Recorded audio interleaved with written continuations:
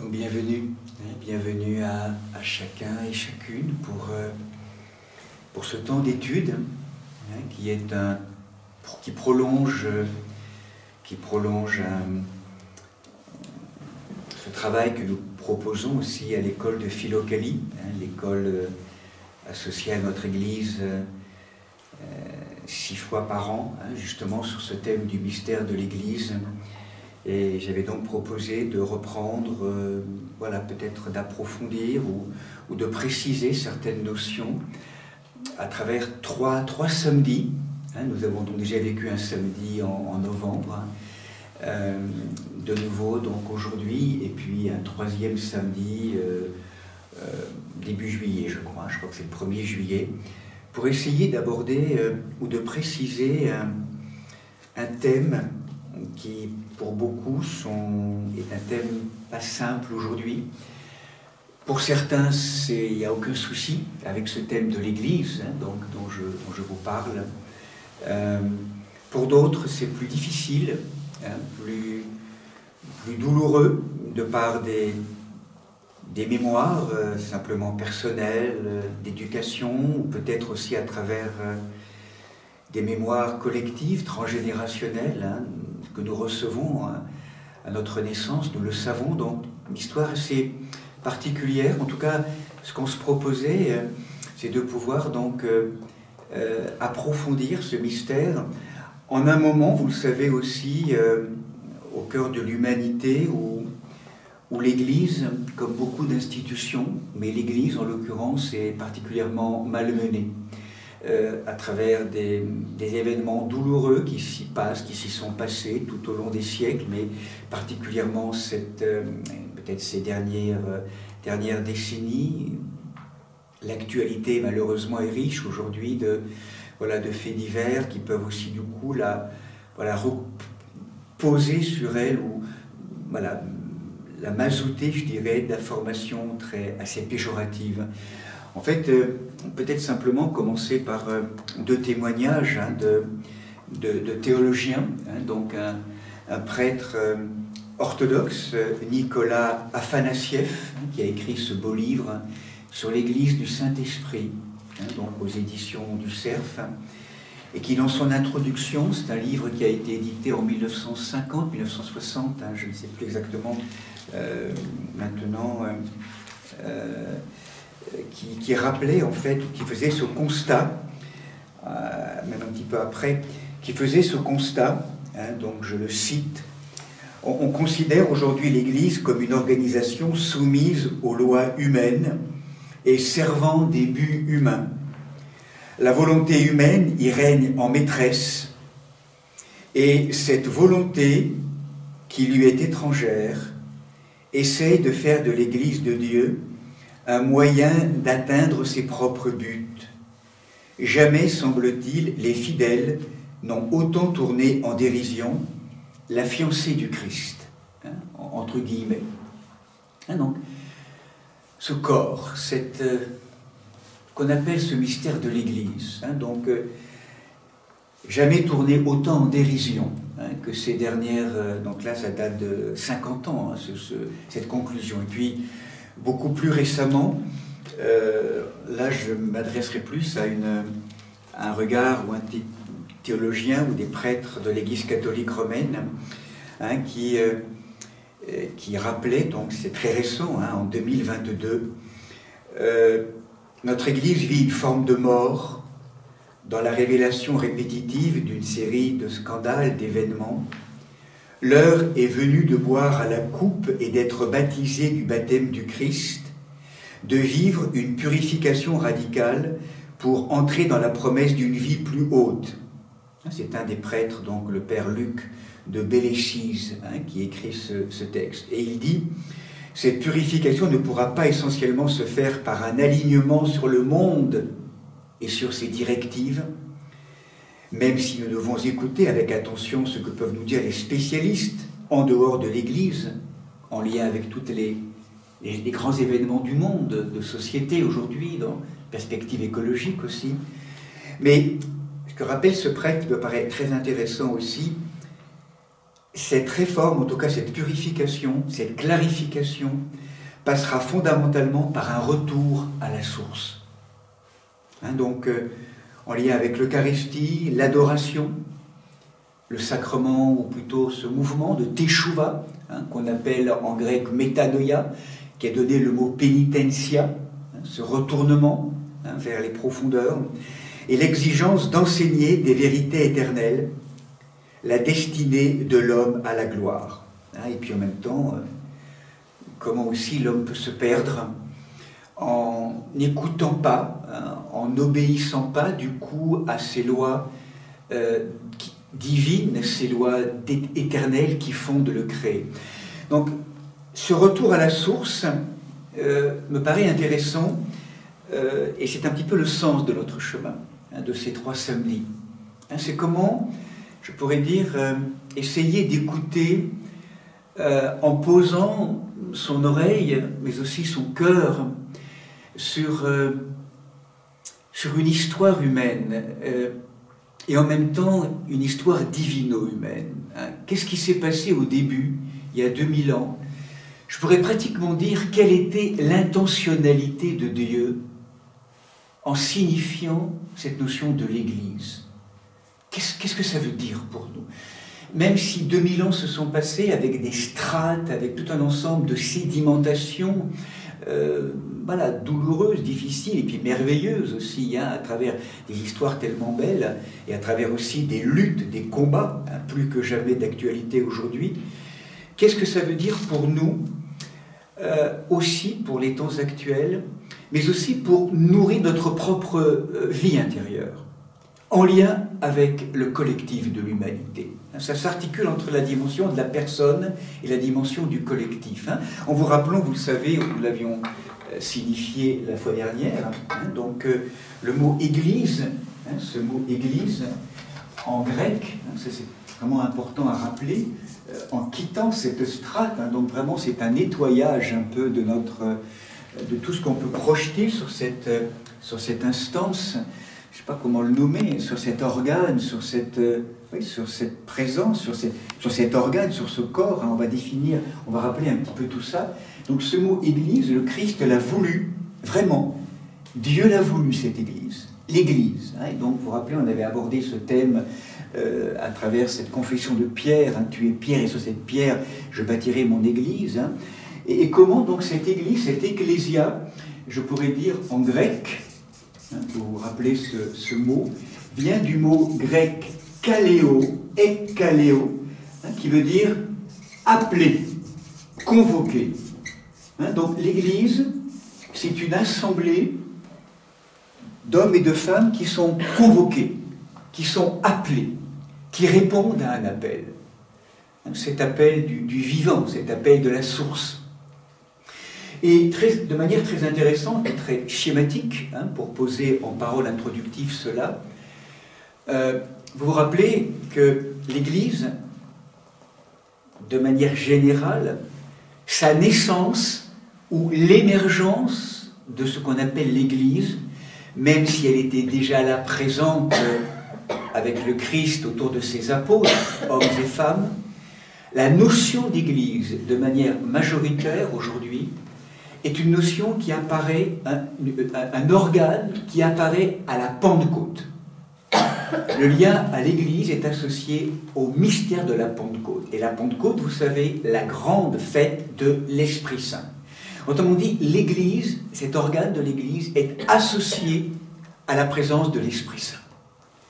Et elle est fondée sur l'Esprit Saint. La puissance de l'Église, ce qui fait vibrer cet espace-temple, ce concept, cette présence de l'Église, c'est l'Esprit Saint.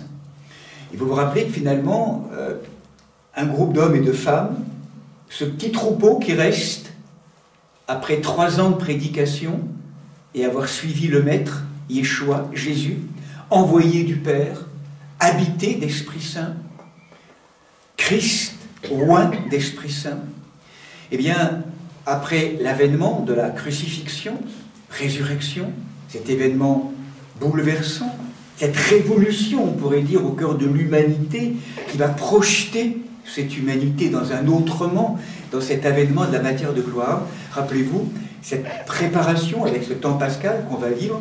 Et donc, 50 jours après, de manière étonnante, cette force qui avait été annoncée et promise par le Christ, qu'il l'enverrait du Père et de lui-même étant revenu. Et là, ces hommes, ces femmes qui sont encore très humains à Jérusalem, qui ont peur, qui ne savent pas trop ce qui va se passer, qui sont recherchés, qui sont angoissés un peu, enfin qui ont du mal, toujours dans leur humanité, vont recevoir des langues de feu qui va les transformer radicalement. Ce travail de l'Esprit Saint, l'Église naît à ce moment-là. C'est vraiment la mise à feu de cette humanité, de cette création, qui va transformer, spiritualiser, convertir ces lieux de matière psychique ou émotionnelle, ou tous ces sentiments, toute cette humanité, cette belle humanité qui était là, donc dans la chambre haute de Jérusalem. Et là, ce feu, ce vent-feu qui vient traverser ces humanités. Et pour les anciens, l'Église, elle naît à ce moment-là. C'est une manière nouvelle d'être ensemble.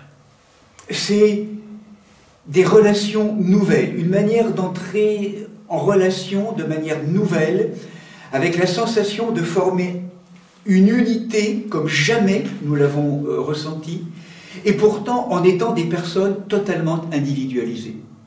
La sensation d'une unité et d'une diversité, tenues ensemble. Et du coup, l'Église, pour les anciens, devient ce lieu, ce milieu ambiant, on pourrait dire cette pépinière où ensemble, nos humanités étant réunies, nous allons faire Église à chaque fois que nous répondons à l'appel de l'Esprit du Seigneur pour nous laisser être transformés, illuminés, convertis, pour que nous puissions accéder et que puisse se révéler en chacun d'entre nous ce pourquoi nous avons été créés. Devenir véritablement celles et ceux que nous sommes. Dans ce grand travail, je pourrais dire, de révélation, de déligotage, je ne sais pas comment dire tout cela, de démazoutage, de devenir véritablement celui ou celle que nous ne savons encore pas être. Et qu'en même temps, dans notre chemin d'incarnation, de cette grande aventure de l'incarnation, nous sommes là pour cela. Devenir ces êtres libres, ces êtres sujets, devenir des êtres saints. Saint, S-A-I-N, en bonne santé, certes, mais aussi saint, S-A-I-N-T, c'est-à-dire cette sainteté, littéralement, d'être habité d'Esprit Saint, d'être insufflé, inspiré, désormais ordonné, convoqué, vivant sous un autre royaume, sous un autre règne. Ce n'est plus le règne de la peur, du passé, des angoisses, de la finitude, de la mort qui est là, qui règne en nous. C'est désormais le règne de la présence, de l'espérance. C'est plus moi, Seigneur, qui suis là, c'est toi. Toi, parce que j'ai laissé la place, parce que en Église, j'ai appris à laisser la place, à mourir, à me délaisser, à diminuer pour que tu apparaisses. C'est l'avènement de cette nouvelle humanité. Et tout ce que nous vivons aujourd'hui, nous le savons bien, est au service de cela. Et l'Église, donc du coup, à travers ce rappel de cette convocation, vous le sentez, c'est vraiment une assemblée d'hommes et de femmes, d'enfants, mais aussi de toute la création, on va le voir. Et donc, nous avions abordé cette thématique de ce mystère de l'Église, comment elle a été définie, comment elle a pu se dire à ce moment-là, à travers des mots, comment on a essayé d'approcher ce mystère de l'Église, ou comment les premiers hommes et femmes qui ont essayé de réfléchir sur cette thématique et comment ils l'ont transmis après, donc tout au long des siècles, comment ils ont essayé d'entendre, revenir à la source. Qu'est-ce que c'est que l'Église? Qu'est-ce que c'est que ce milieu ambiant? Revenir vraiment là, dans ce bain d'Esprit Saint. Là où est l'Église, là est l'Esprit. L'Esprit Saint nous convoque. C'est une présence, c'est une personne, l'Esprit Saint. C'est un souffle C'est un principe dynamisant, c'est une vie-lumière qui vient nous inviter à révéler, à faire que les images, que les semences qui sont déposées en nous mettent au monde l'arbre en devenir, que nous sommes invités à manifester. Donc, plusieurs aspects, plusieurs facettes, et là je suivrai volontiers un cadre ou une méthodologie que nous propose un des grands transmetteurs, un des grands spécialistes dans la tradition orthodoxe de l'Église, qui est le père Nicolas Koulomzine, en m'appuyant sur une formation théologique proposée par l'Institut de théologie orthodoxe Saint-Serge à Paris, sur lequel je m'appuie pour poser quelques aspects de notre partage, bien sûr nourri par d'autres aspects aussi, mais de tout un chemin aussi qui a été plus personnalisé, mais en m'appuyant sur ce plan. Et donc nous avions abordé la fois dernière, et je n'y reviendrai pas cette fois-ci, la notion de l'Église, ce mystère ecclésial, comme le lien avec une construction d'un édifice, et pas seulement ces églises de pierre telles que nous les voyons aujourd'hui apparaître, et telles qu'elles sont apparues, comme étant ces lieux du rendez-vous, du temple, dans lequel nous sommes convoqués pour célébrer et honorer la danse du vivant, mais plus une construction d'un corps d'humanité, un corps collectif, les uns avec les autres. Et donc, nous étions partis de ce thème, de ce texte, donc en novembre. Donc c'était l'Épître aux Éphésiens, chapitre 2, verset 20. Donc lorsque Paul, donc là c'est vraiment, je rejoins le grand apôtre Paul, qui a été l'un des grands théologiens, qui nous a beaucoup aidé à signifier, à nommer, à nous approcher de ce mystère de l'Église. Eh bien, lui, il nous le définit comme ça. Vous avez été intégrés, tous autant que vous êtes, aussi différents que vous êtes, et parfois aussi étrangers les uns aux autres que vous êtes. Vous avez été intégrés dans la construction qui a pour fondation les apôtres et les prophètes, et Jésus-Christ lui-même comme pierre maîtresse. On avait abordé ce thème de la pierre angulaire, la fois dernière. La pierre angulaire, vraiment comme un édifice architectural. Une pierre, des fondations humaines, le Christ, des fondations humaines, les apôtres et les prophètes. Et puis, là-dessus, est construit donc un édifice d'humanité. Un édifice, une construction. Et donc, l'épître continue, le texte continue. C'est en lui, Jésus-Christ, que toute construction s'ajuste et s'élève pour former un temple saint dans le Seigneur. Et là, dans ce verset, vous le sentez bien, cette construction, c'est une construction à la fois collective, mais ça peut être une construction personnelle. Comme si, je dirais, c'est en lui que toute construction s'ajuste et s'élève. C'est en lui. C'est lui la pierre de soutènement, de soutien.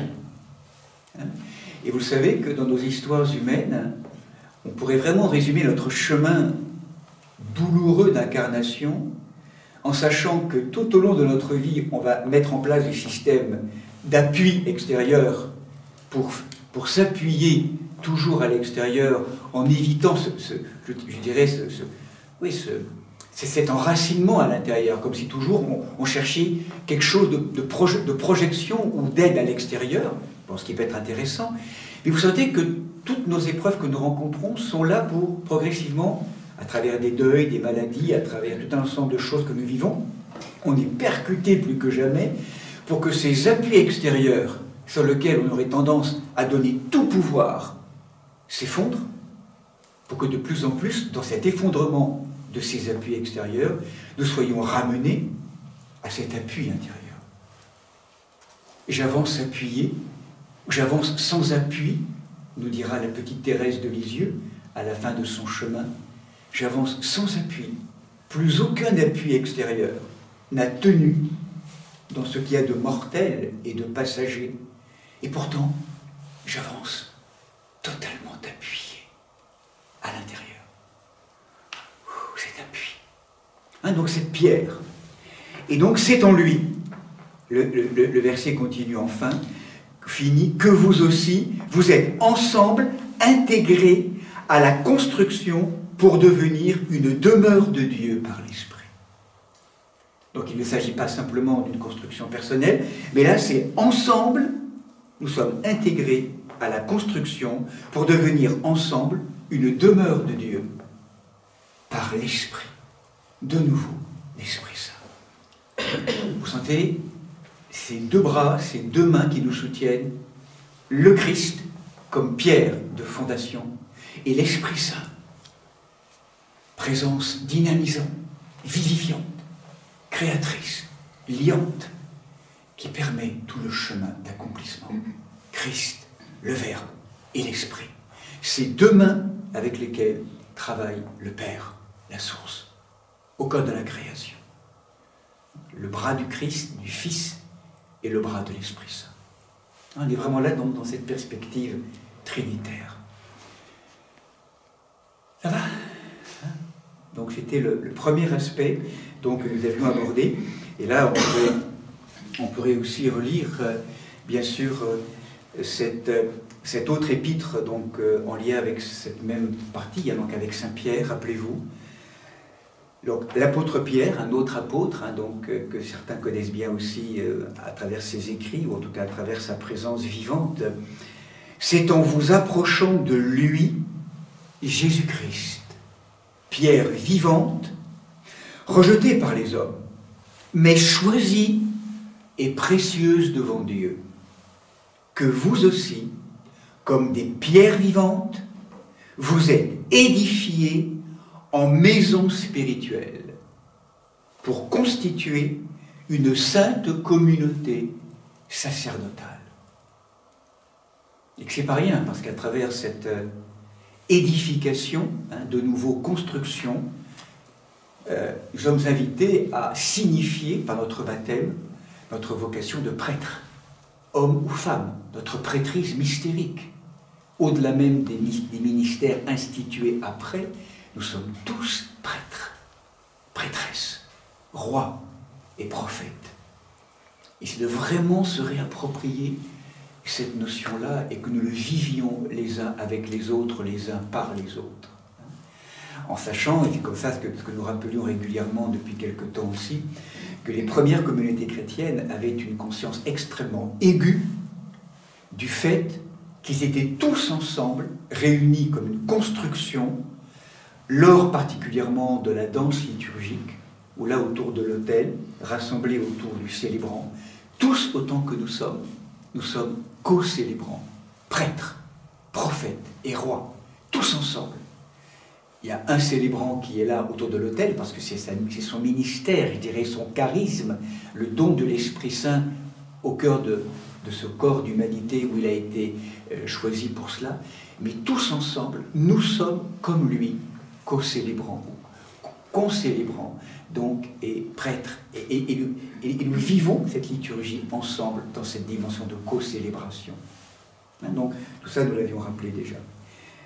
Donc, ce mot édification, construction, donc, c'est le mot qui est là en grec, le mot oiko, domé, donc je reviens régulièrement à la phonétique, c'est pas du grec que je vous ai marqué là. Oikos, c'est la maison, et domé, c'est un peu comme la construction, comme si, à travers cette construction, cette édification, ça désignait à la fois l'édifice terminé, et en même temps le processus de construction et d'édification. Et c'est ce mouvement. Voilà, donc ceci étant posé, ce que je voudrais vous aborder donc maintenant, donc, ce lieu de l'édifice, de la construction, qu'on avait abordé en novembre, pour se réunir à nouveau et reprendre le chemin aujourd'hui. Certains d'entre nous n'étaient pas là, donc on continue en essayant d'harmoniser notre chemin. Ce matin, donc, on va donner une petite heure, puis avec des questions, voilà, puis cet après-midi on abordera un autre thème. Donc j'aimerais réaborder ce thème de l'Église, un autre point de vue maintenant, après la construction et l'édifice, s'approcher du mystère de l'Église à travers le thème du corps. Ce thème du corps. Et on va voir comment ça va nous rejoindre dans notre propre corporéité. Comment on peut faire des liens entre notre propre corporéité et celle finalement du corps de l'Église. Donc l'Église comme corps.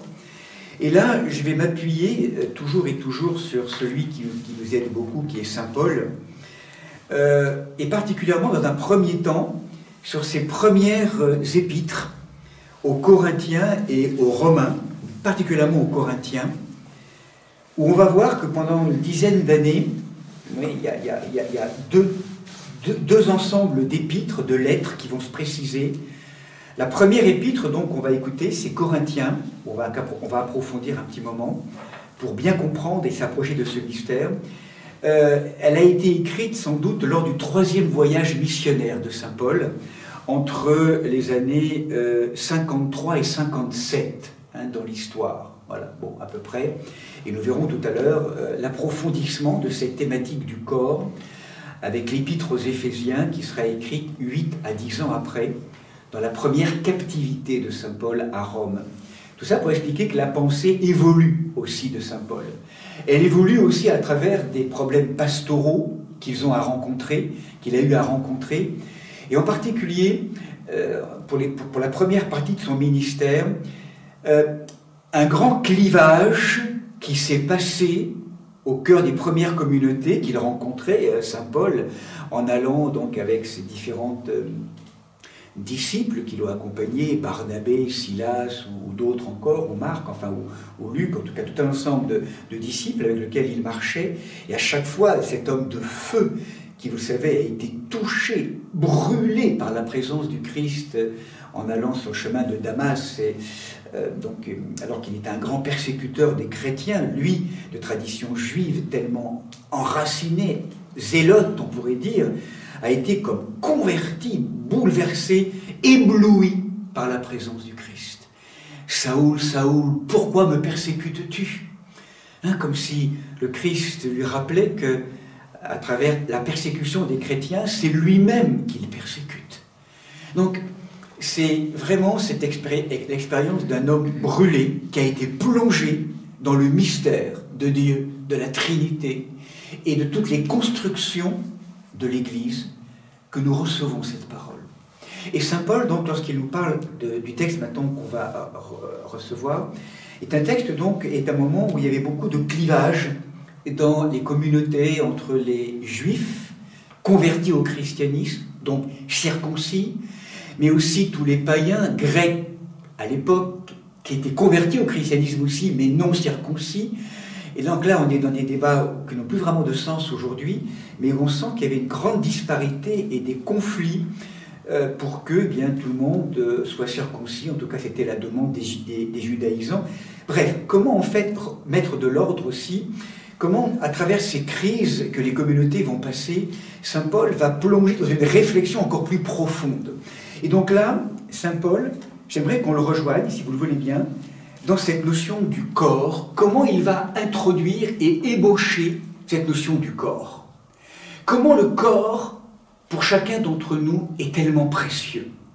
Et là, j'aimerais rejoindre première épître aux Corinthiens, et avant de définir la notion de l'Église ou du corps collectif, il vient nous rejoindre dans la notion de l'importance du corps pour chacun d'entre nous. À travers un débat qui a lieu à Corinthe, où visiblement certains Corinthiens n'établissaient aucune différence de nature entre les besoins alimentaires et la vie sexuelle. Donc ça rentre très clairement dans quelque chose de concret, et où là, saint Paul va dire la chose suivante, chapitre 6, verset 12, première épître aux Corinthiens. « Tout m'est permis, dit saint Paul, mais tout ne me convient pas. » Tout m'est permis, c'est un argument sans doute que certains pouvaient dire à l'époque, tout m'est permis, j'ai le droit de faire ce que je veux, tout m'est permis. Oui, mais tout ne me convient pas. Parce qu'à partir du moment où, frères et sœurs chrétiens, vous êtes reliés, greffés par le baptême à la présence du Christ, tout ne convient pas. Il y a une éthique, il y a un mode de fonctionnement. Vous ne pouvez plus faire n'importe quoi, entre guillemets. Il y a une obligation de conscience, je pourrais le poser ainsi. Et c'est pour ça que saint Paul dira « Tout m'est permis, mais moi je ne me laisserai asservir par rien ». Vous pouvez faire tout ce que vous voulez, mais à condition de rester toujours sujet en Christ, conscient et présent. Et ne pas rentrer dans toute cette logique d'esclavage à tout un ensemble de fonctionnements très psychologiques et humains, où finalement vous continuez à nourrir par vos fonctionnements des formes d'objectivation, de manipulation, de prostitution, quelles qu'en soient les formes. Et là, si vous appartenez au Christ, c'est plus possible. Et donc ce que dira saint Paul, il argumentera par le fait que les aliments sont pour le ventre pour les aliments, Dieu détruira ceci, bref, tout ça, ça passe. Par contre, le corps n'est pas pour la débauche. Et là, le mot débauche qui est là, c'est le mot porneia, en grec. Donc là, on sent dans le mot de porneia, on est vraiment dans cette logique grecque d'un amour objectivant, de débauche, voilà, et qui peut ne pas concerner beaucoup de personnes parmi nous aujourd'hui, mais qui en même temps, n'oublions pas, devient quand même, c'est un des phénomènes de société très compliqués aujourd'hui, le lien à la pornographie, à la culture pornographique, hein, parmi les adolescents, de plus en plus aujourd'hui, quand on lit un peu certaines informations, des drames au niveau de l'addiction, une manière de briser aussi le regard sur l'amour, sur la sexualité, avec des pourcentages absolument incroyables aujourd'hui de circulation sur des sites. Donc c'est vraiment pour dire que le terme de porneia, la débauche, c'est pas simplement il y a 2000 ans, c'est aussi pour nous aujourd'hui. Le corps n'est pas pour la porneia, il est pour le Seigneur. Et aussi, nous dit saint Paul, le Seigneur est pour le corps. C'est-à-dire non seulement le corps est pour le Seigneur, comme si on pourrait dire il est vraiment invité à devenir le lieu, le réceptacle de la présence du Seigneur. Donc pas pour l'objectivation, pas pour la chosification du corps, la manipulation, la violence vraiment très forte que ça peut induire. Et saint Paul nous dit que le Seigneur est pour le corps aussi. Ce n'est pas un Seigneur simplement pour l'esprit, pour le psychisme, c'est aussi pour le corps. Comme si le corps était le lieu privilégié de l'œuvre du Seigneur. Comme si le véritable christianisme ne considère pas le corps comme le tombeau de l'âme, mais au contraire comme le lieu vraiment du tabernacle de la présence en devenir, même s'il est occupé par tellement de forces contraires. Or Dieu nous a ressuscité le Seigneur. Or Dieu, qui a ressuscité le Seigneur, nous ressuscitera aussi par sa puissance. Donc première information qui arrive, ne savez-vous pas que vos corps sont les membres du Christ? Donc la première information que nous recevons, nos corps sont les membres du Christ. Et là, il va être très, très, très tranchant, saint Paul.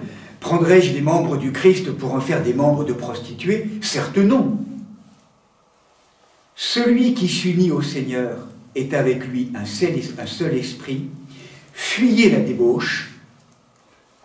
Donc, ce que nous rappelle saint Paul, tout autre péché commis par l'homme est extérieur à son corps, mais le débauché, celui qui vraiment va vraiment chosifier son corps et chosifier, manipuler, violenter le corps de l'autre, pêche contre son propre corps. Ne savez-vous pas que votre corps est le temple du Saint-Esprit, qui est en vous et qui vous vient de Dieu, et que vous ne vous appartenez pas? Vous ne vous appartenez pas. Comme si à un moment donné, dans ce travail de rendre à Dieu ce qui est à Dieu, et c'est comme si dans le processus de chosification, de manipulation psychique qui est le nôtre, on s'était comme approprié, ligoté le corps, c'est à moi, vous ne vous appartenez pas à un moment donné. C'est intéressant de réentendre cette parole. Vous appartenez à Dieu, ce corps appartient à Dieu. Rendre à Dieu ce qui est à Dieu. Rendez-le à Dieu, qu'il devienne le lieu, l'espace-temple à nouveau, parce que c'est pour ça que vous avez été créés. quelqu'un a payé le prix de votre rachat, glorifiez donc Dieu par votre corps. Ça, c'est vraiment une des grandes épîtres qui nous rappelle combien Saint Paul honore le corps. Là où effectivement, nous avons eu tendance parfois à dire que Saint Paul, le corps, Saint Paul, lorsqu'il parle de la chair dans son épître aux Romains, qui s'oppose à l'Esprit Saint, il parle, rappelez-vous, non pas du corps, il parle d'une humanité ligotée sur elle-même et prise en main par des forces de division, de marchandisation, d'avidité, de manipulation. C'est l'humanité close sur elle-même et emprisonnée. Vraiment, ça, c'est vraiment la chair. L'humanité close sur elle-même. Moi, qui n'est pas ouverte à l'autre. Dans la chair, telle que définit Saint Paul, c'est cette, oui, ce que dira aussi ce que dira Saint Jean du monde, c'est le monde ignorant, c'est le monde oublieux de la présence qui le fonde. Donc là, Saint Paul nous rappelle vraiment, dans l'authentique christianisme, que le corps est le lieu de glorification de la présence du Seigneur. Donc Saint Paul commence, dans cette épître, première épître aux Corinthiens, à nous rappeler véritablement l'importance, ce temple de l'Esprit Saint, nous ne nous appartenons pas. Parce que nous avons rendu librement cet espace pour désormais en faire le lieu de l'œuvre de l'Esprit Saint. Seigneur, voilà, je te rends. Tu m'as donné ce véhicule, tu m'as donné ce corps, tu m'as donné cette volonté. Je te la rends. Rendre à Dieu ce qui est à Dieu. Et vous sentez que ça, c'est un vrai travail qu'on va avoir à faire pour nous préparer aussi à l'ultime passage, qui est le moment où nous quittons le corps. Et que certains sont, chacun d'entre nous, il y a un grand travail de détachement. Vous sentez, le drame, c'est l'identification. L'identification à nos émotions, à nos pensées, à notre corps. Tout cela nous a été donné. Mais comment maintenant être dansé ou libéré en sachant que derrière tout cela, le grand maître d'œuvre est l'Esprit Saint. Est-ce que je suis clair? Ça va? Non, donc, le corps. Saint Paul commence par cette notion de nous rappeler cela. Et là, donc, il va nous poser, donc il va nous inviter à faire un pas de plus, Saint Paul maintenant, en nous disant, bon, le corps est là, vous êtes le temple de l'Esprit Saint, mais comment chacun des corps va être invité à manifester la présence de l'Esprit Saint? Et là, donc là, je pourrais faire des allers-retours avec l'Épître aux Romains, mais je préfère rester bien centré pour ne pas trop donner de références et rester dans le fil directeur. Et là, il faut tourner quelques pages de la première épître aux Corinthiens et rejoindre le chapitre 12 de l'épître aux Corinthiens. Où là, après, deuxième étape, après nous avoir rappelé ce lien au corps, et que nous sommes un temple de l'Esprit Saint, que nous ne nous appartenons pas, qu'on glorifie Dieu par notre corps. Maintenant, il va nous dire la chose suivante. Je lis ce texte, donc après on va l'approfondir quelques instants.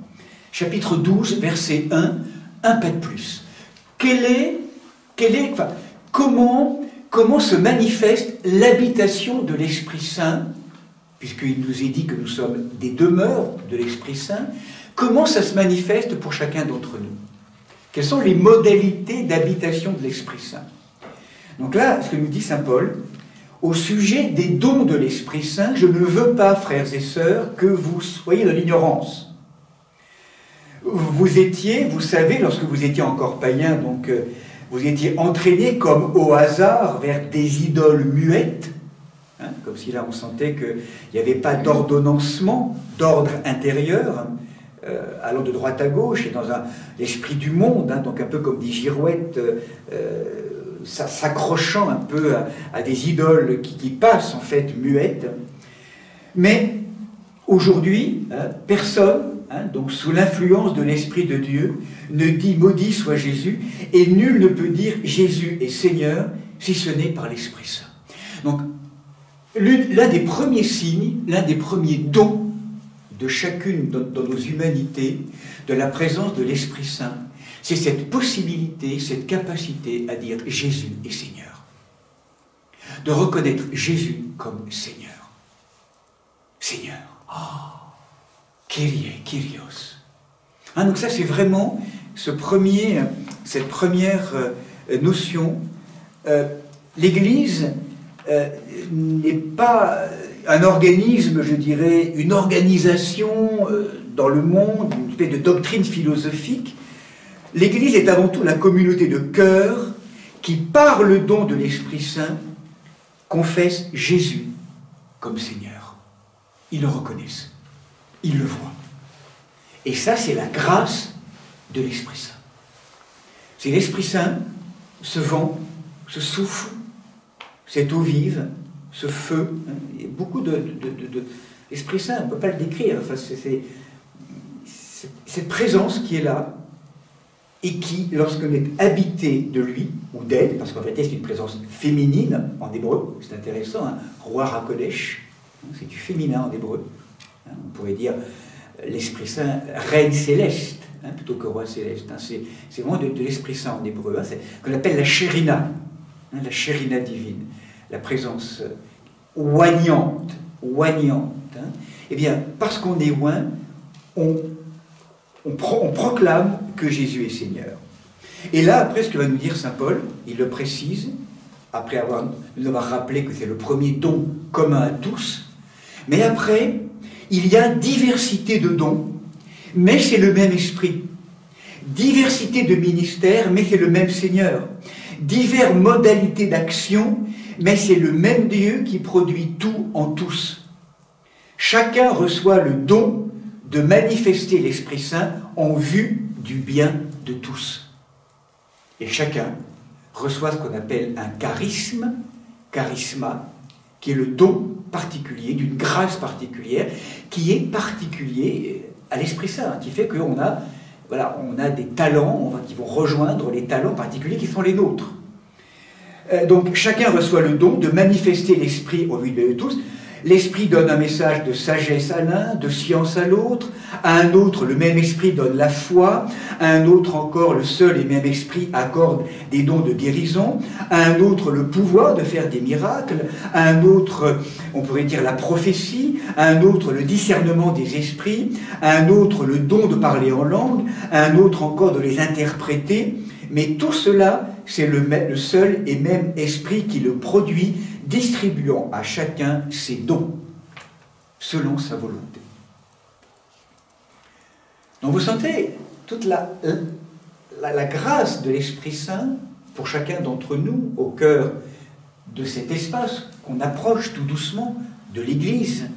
Nous sommes des membres du Christ, nous l'avons rappelé, et en même temps, un membre habité d'Esprit Saint qui va manifester le fait que Jésus est Seigneur, et en même temps avec des charismes qui étaient multiples, et qui fait qu'il y a une espèce de complémentarité vocationnelle.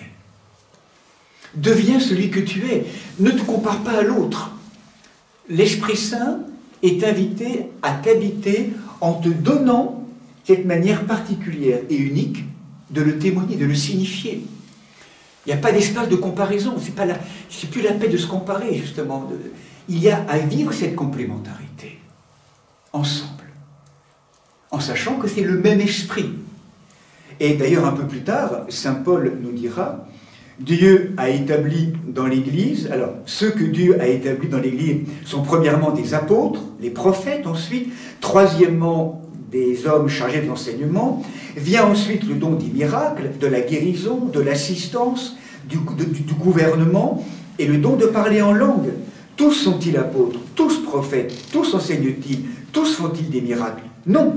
Aspirez aux dons les meilleurs, et en fonction du don de l'Esprit Saint, vous recevrez cela. Et donc c'est pour ça que très vite dans l'Église, on a une tendance, nous aujourd'hui, à entendre que il y avait une église magnifique, charismatique, avec l'Esprit Saint, puis après, ceux qui sont arrivés avec les gouvernances, avec les prêtres, les évêques, les machins, qui ont structuré tout ça, qui ont avec les dogmes. Mais en vérité, il n'y a pas opposé. Le ministère de gouvernement est aussi un ministère charismatique. Il ne peut pas y avoir de ministère dans l'Église qui ne soit pas de l'ordre de l'Esprit Saint. Sinon, on n'est plus dans l'Église. Donc c'est pour ça qu'il y il y a une tendance souvent à...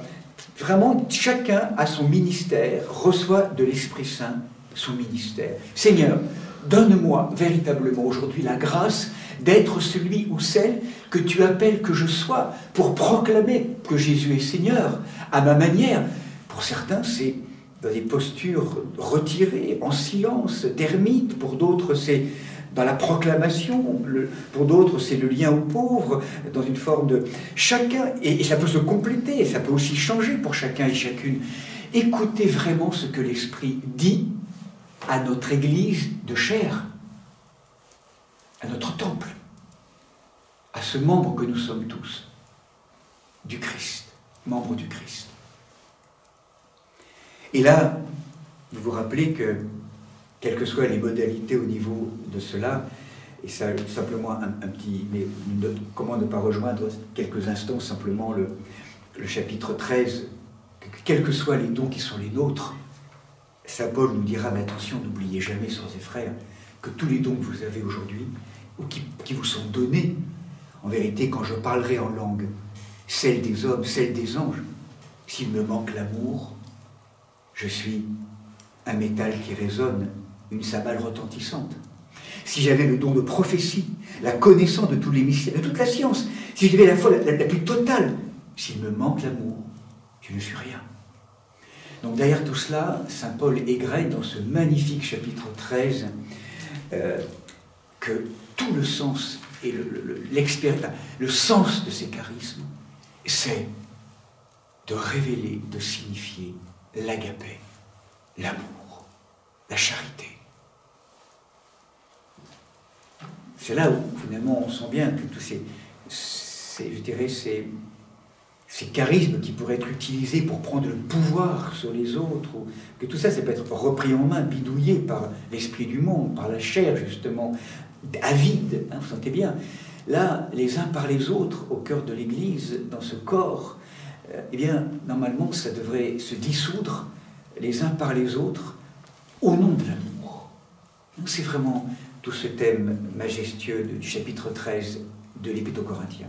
Et donc, ceci étant posé maintenant, saint Paul va nous conduire pour faire un pas de plus encore, en nous disant, et là maintenant je reprends le chapitre 12, en effet, le corps est un, verset 12, en effet, le corps est un, et pourtant il y a plusieurs membres, mais tous les membres du corps, malgré leur nombre, ne forment qu'un seul corps. Il en est de même du Christ. Car nous avons été baptisés dans un seul esprit, pour être un seul corps, juifs, grecs, esclaves, hommes libres. Nous avons été abreuvés d'un seul esprit. Le corps ne se compose pas d'un seul membre, mais de plusieurs. Et donc nous découvrons là maintenant, après avoir entendu que nos corps étaient les membres du Christ, eh bien qu'en vérité, nous formons un seul corps, et ce corps, c'est le corps du Christ. Voilà. Hein, donc ça se précise, ça se modèle, nous sommes les membres du Christ, et nous découvrons, à travers le don des charismes, avec tous ces membres qui sont là, que nous formons un seul corps, et ce corps, c'est le corps du Christ. On entend en creux que ce corps du Christ, que nous formons tous ensemble, c'est un des aspects de l'Église, de l'Ecclésia. Hein, et là, saint Paul pourrait nous dire, et là c'est vraiment le lien avec notre propre corps. Si le pied disait, comme je ne suis pas une main, je ne fais pas partie du corps, cesserait-il pour autant d'appartenir au corps? Si l'oreille disait, comme je ne suis pas un œil, je ne fais pas partie du corps, cesserait-elle pour autant d'appartenir au corps? Hein? Si le corps entier était l'œil, où serait l'ouïe? Si tout était oreille, où serait l'odorat? Mais Dieu a disposé dans le corps chacun des membres selon sa volonté. On est en train d'entendre finalement que chacun d'entre nous, eh bien, nous formons une partie, un corps, un des membres du corps du Christ. Et c'est là où je trouve passionnant ce lien avec le corps. C'est peut-être plus je dirais, le médecin en moi, ou qui était formaté un peu dans des études médicales, mais je dirais que chacun d'entre nous, on pourrait aussi le vivre de manière personnelle, au niveau des thérapeutes, au niveau des... Vous sentez combien l'Église, finalement, vient rejoindre totalement ce mystère que nous sommes à nous-mêmes. C'est-à-dire que la première Église, dans ce sens-là, ben, c'est chacun d'entre nous. Finalement, chacun d'entre nous, ne sommes-nous pas formés de multiples organes et de milliards de cellules, chacune des cellules étant finalement autonome, ayant une conscience. Aujourd'hui, on le sait d'un point de vue des découvertes contemporaines, comme si nous étions nous-mêmes formés de multiples cellules, de multiples organes. Et regardez comment dans l'harmonie de nos fonctionnements, il y a quelque chose de précieux de nos organes les uns par rapport aux autres, une complémentarité, et comment tout cela a à être relié, connecté, centralisé par un principe qui va remettre de l'ordre. Dans notre propre corporéité, on le vit déjà en chacun d'entre nous. Eh bien, ce qui est là vécu, les milliards de cellules que nous sommes, formant cette Église et ce corps unique, personnel, ces milliards d'êtres humains que nous sommes aujourd'hui, avec toute la création intégrée, est-ce qu'on peut le projeter en disant que c'est aussi ce grand corps de l'Église? Collectif, formé des milliards de cellules que chacun nous sommes, et formant chacun aussi, en fonction de nos vocations particulières, des organes, le foie, le cœur, la rate, le sang, le cerveau, les organes des sens, les muscles. C'est très concret dans notre matérialité, mais c'est ce qui se vit aussi dans la corporéité du Christ, qu'est l'Église, dans tous ces rouages de fonctionnement du corps Église. Est-ce que je suis clair entre ce va-et-vient, entre la dimension extérieure et intérieure, pour mieux peut-être entendre cette expérience? Donc là, saint Paul, vraiment dans cette épître aux Corinthiens, nous rappelle donc très clairement cette notion du corps de l'Église comme corps du Christ. Voilà, je fais un pas de plus, encore, concernant maintenant ce corps. Saint Paul maintenant va s'interroger et nous dire, mais quels sont maintenant les moyens de joindre ou de lien entre les membres du même corps, ou entre les cellules du même corps. Quels sont les, on pourrait dire que le mode de notre union entre nous, mais aussi au Christ. Nous sommes les membres du Christ, donc les membres du corps. Quels sont les moyens d'union avec lui, pour qu'on soit bien reliés, attachés, greffés à lui, et en même temps les modes d'union entre nous, plutôt transversales, tels que saint Paul l'a vu, l'a détecté. Et bien là, saint Paul va donc nous rappeler, nous préciser simplement ce que nous savons déjà, c'est que ces modes d'alliance, lui, il va particulièrement faire référence à deux, mais vous le sentez, c'est toute la vie sacramentelle, les sacrements, qui sont là donnés comme des nourritures pour nous permettre de faire le lien, la jointure avec le Christ et entre nous. Et là, il dira, toujours dans la première épître aux Corinthiens, chapitre 10, un petit peu avant, « Je ne veux pas vous le laisser ignorer, sœurs et frères, toujours comme il dit, nos pères étaient sous la nuée, tous ils passèrent à travers la mer, et tous furent baptisés en Moïse dans la nuée et dans la mer. » Voilà, alors là, quand il parle de ça, saint Paul, il fait référence comme une allégorie du passage du baptême. Voilà, pour nous, l'un des sacrements fondamentaux d'initiation, celui qui nous fait entrer véritablement, qui nous greffe de manière concrète au Christ Jésus, Seigneur, et les uns avec les autres, c'est le baptême, où nous recevons une plénitude d'Esprit Saint qui nous greffe, je ne sais pas comment dire, qui nous fait entrer véritablement, c'est la porte d'entrée, c'est le sacrement qui nous greffe sur le corps. Et là, après, il va préciser, on pourrait l'approfondir, pas forcément le temps maintenant, mais c'est un immense travail que nous aurions à faire pour l'approfondir. Et maintenant, il va nous dire autre chose, une fois qu'on est greffé, Tous mangèrent la même nourriture spirituelle et tous burent le même breuvage spirituel, car ils buvaient à un rocher spirituel qui les suivait. Ce rocher, c'était le Christ. Donc de nouveau, le rocher, le roc, la pierre fondatrice, et en même temps, ce qui émane de ce rocher, en termes d'allégorie, c'est une eau vive, c'est de l'eau, c'est une nourriture spirituelle, et saint Paul le précisera un petit peu après, toujours dans le chapitre 10, la coupe de bénédiction, donc là ça fait référence, on l'a compris, à l'Eucharistie. La coupe de bénédiction que nous bénissons n'est-elle pas une communion au sang du Christ? Le pain que nous rompons n'est-il pas une communion au corps du Christ? Puisqu'il y a un seul pain, nous sommes tous un seul corps, car tous nous participons à cet unique pain.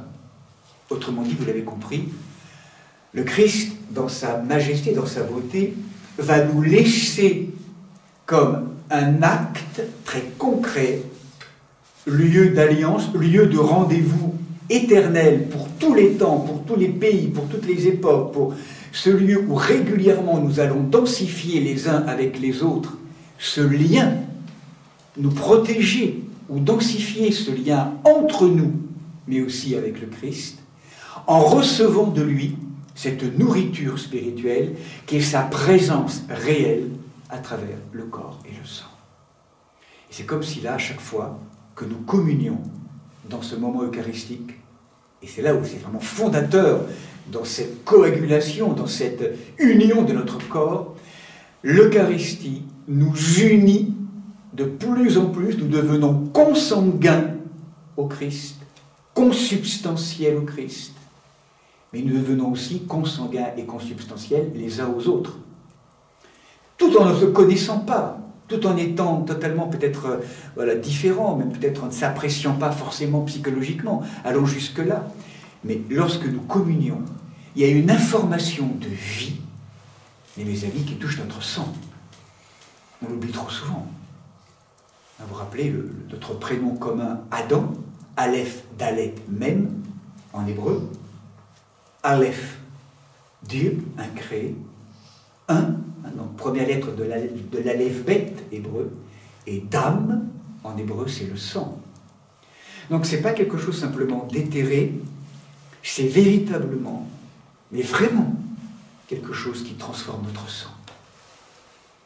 Et qui fait que ce sang qui est pris en main, ce sang noir de notre Jourdain intérieur, où sont véhiculées un ensemble d'informations négatives, péjoratives, même parfois de malédictions par notre lignée, vous savez bien, tout ce qu'on a pu reçu.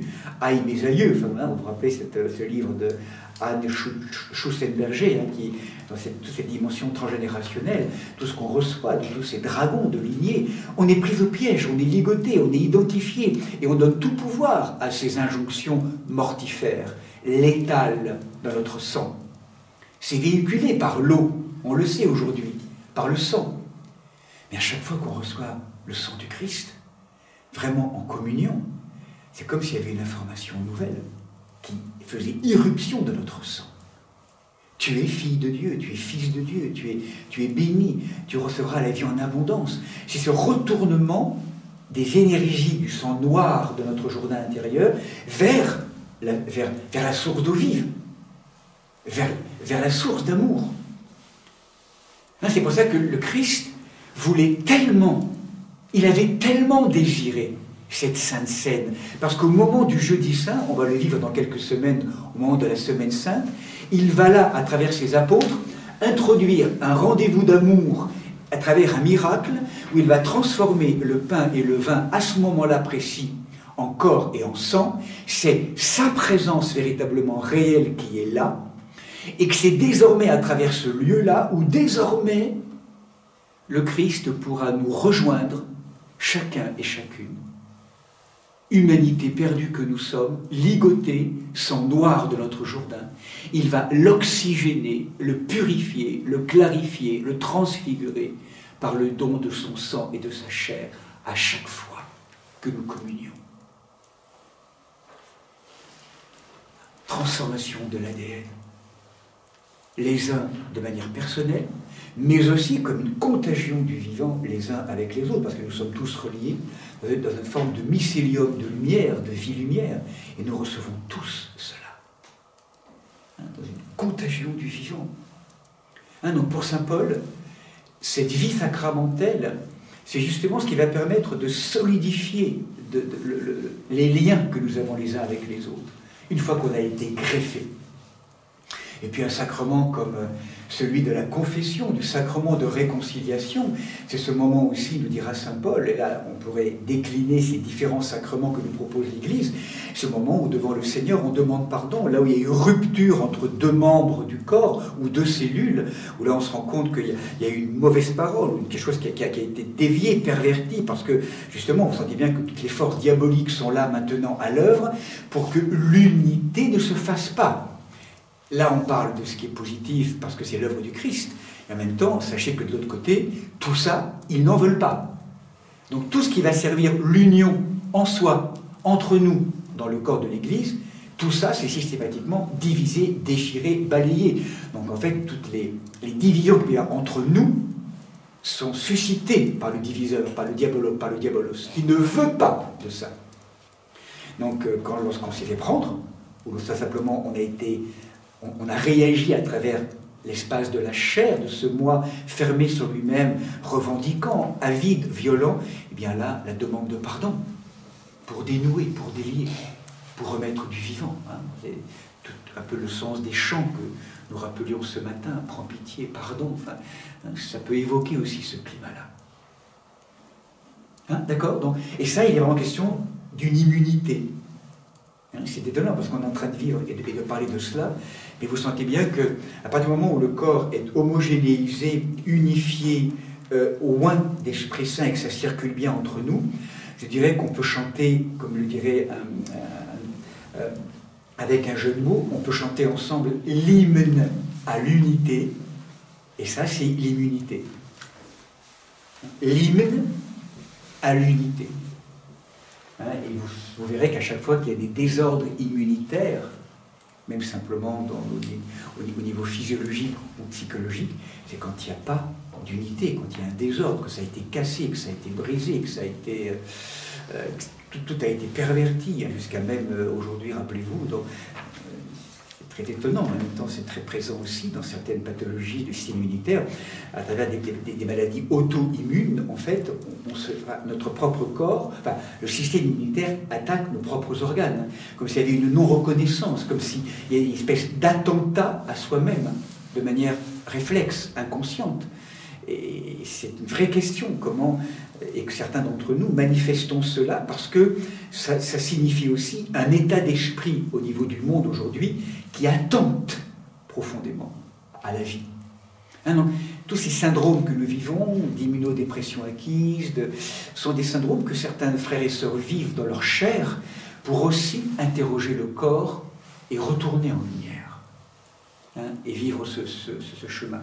Ça, c'est valable au niveau psychologique, ces processus d'auto-sabotage. Voilà, on est vraiment parfois dans des processus meurtriers par rapport à soi-même, par rapport à l'autre.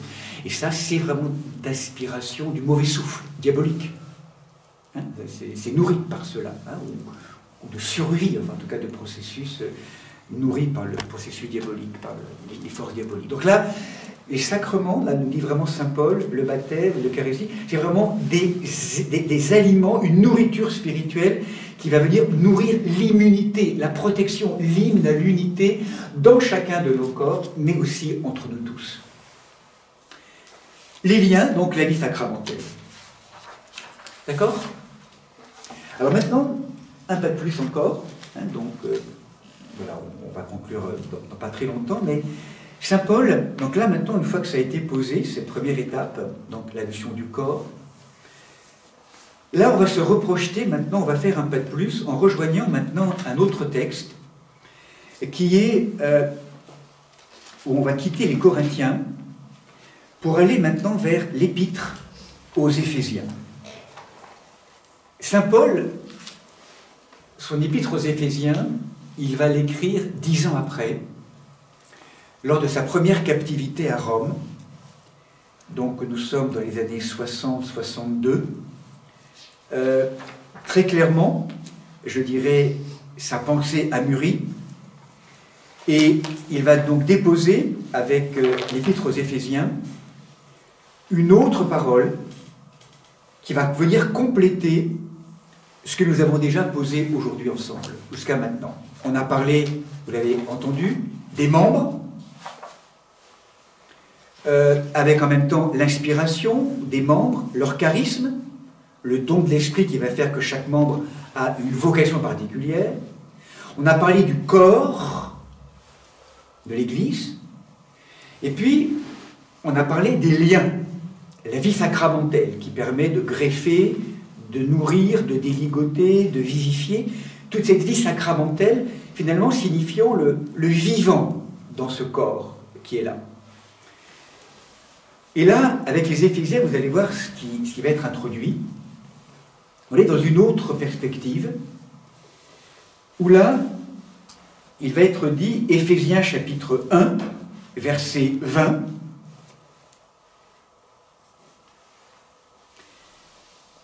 que le Dieu de notre Seigneur Jésus-Christ, le Père à qui appartient, verset 17, en fait, là je commence un peu avant, que le Dieu de notre Seigneur Jésus-Christ, le Père à qui appartient la gloire, vous donne un esprit de sagesse qui vous le révèle et vous le fasse vraiment connaître.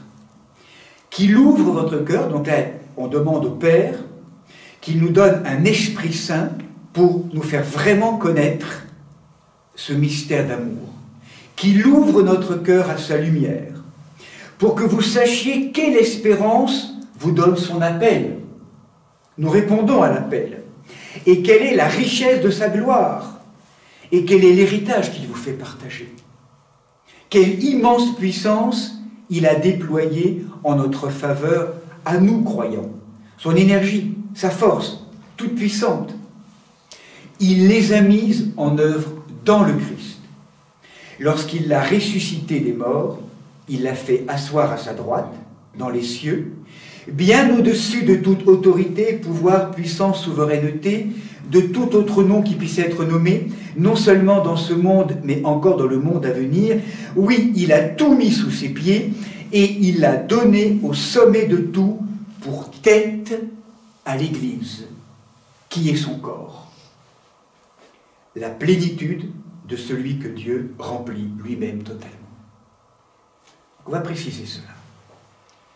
On sent que là, saint Paul nous rappelle, et rappelle à tous les croyants, mais rendez-vous compte de ce que Dieu a accompli à travers la présence de Jésus-Christ, en vous donnant son esprit, comment il vous fait partager, et il vient vous donner par grâce ce qu'il est par nature, pour véritablement, en Jésus-Christ, apprendre à devenir saint, véritablement habiter de cette lumière, et mettre au monde et révéler ce que vous êtes en plénitude, l'avènement du pur « je suis », donc de l'être, cette sainteté.